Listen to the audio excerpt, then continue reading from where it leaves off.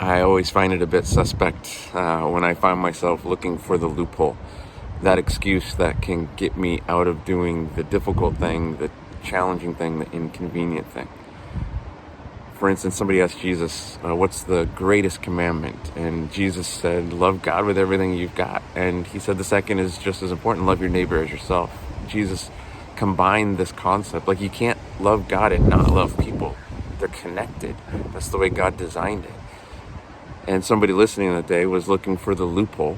They said, well, who's my neighbor?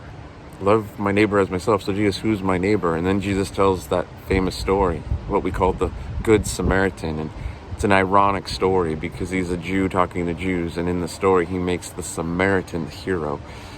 Samaritans were the minority in their day, looked down upon by the Jews, prejudiced against, and yet here is Jesus making the Samaritan the hero. And he finishes the story and asks the question, so in this story, who acted like the neighbor? Who showed love? And he's trying to close the loophole. And the guy who asked the question said, well, I guess that guy did, the Samaritan. And Jesus says, yeah, so be like him. It's an interesting thing when you think about that. Love your neighbor as yourself. What if we imagined ourselves as the one in the minority position and we needed help from others to elevate our voice, to make things fair, to fight for justice on our behalf? What would we want someone to do for us? And maybe that should be the guideline right now for how we respond.